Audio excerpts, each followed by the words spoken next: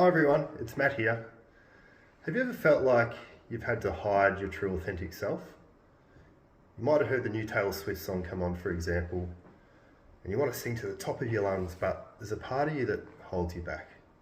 Or you might be really passionate about a cause and you want to take action or speak up once again, and it's a part of you that stops because maybe you fear being criticised, judged, or even rejected, possibly. So today I want to talk about how we can find freedom in authenticity and being our true authentic selves. And I believe it takes 4 steps, with the first one being discovering what our values are, the second being vulnerable, and the third one building connections, and then the fourth one being embracing and accepting our unique quirks. Now I want to start with discovering what our values are. So a value is something that really matters to us, something that's really important. It could be we enjoy cooking or being creative. It could be fitness, for example, or it could be even a characteristic like being honest, compassionate, maybe being brave, and those kinds of things. So it really defines pretty well what our most important things in life are. And values are almost like a signpost directing us to the path of authenticity. So it's really important that we first find these values. So if values are the accelerator, then vulnerability is the fuel. It is impossible to be authentic without firstly being vulnerable. And that's the second step that I want to talk about today, is being vulnerable.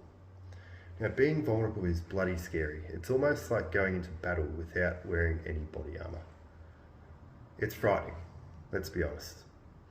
The thing is, what we find with vulnerability is when we're being vulnerable, it allows other people to be vulnerable as well. And it builds a sense of safety, because then that person is like, well, if this person's being authentic and open and vulnerable and honest with who they are, then look, I'm going to do the same, and I feel really safe with this person or these people. Now, the third one I want to talk about, and it probably leads on from vulnerability, is building deep connections. So we've been programmed in order to want to belong and be accepted, because thousands of years ago this meant survival. So our brains haven't changed a whole lot. It really makes sense why a lot of us are holding back who we truly are, because that part of our brain still thinks, well, if I am going to be open and honest with who I am, there's a possibility I could be rejected. And what would have happened thousands of years ago if we were rejected and didn't feel like belonging? Well, we probably would have been eaten by an animal or kicked out of the cave and possibly passed away in the cold. So it's really important to know this, because then we can normalise why we are actually holding back, maybe speaking up or taking action based on what's important to us. Because, yeah, our brains probably haven't evolved a whole lot since then. It's still biologically ingrained there that we need to belong. Now, the fourth one I want to talk about today is embracing our quirks. Now, we've all got weird and wacky quirks. You might be the person that wears shorts all year round. Doesn't matter if it's 0 degrees or 40 degrees. You're still that crazy person that wears shorts. Or you might like to sing and dance all over the house at the top of your lungs. Might be the Taylor Swift again, who knows?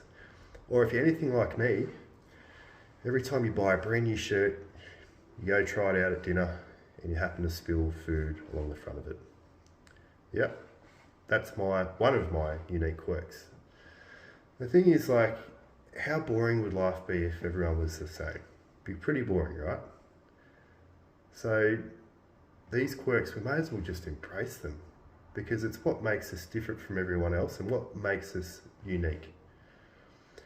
So what happens when we start to put all these together? When we start to put, we've discovered our values, we've been vulnerable, we're building these connections, and we're embracing our quirks, all of a sudden we start to sense some freedom. And we don't need to hide anymore, warts and all. Because true freedom is the ability to take action or make a choice based on what's important to us.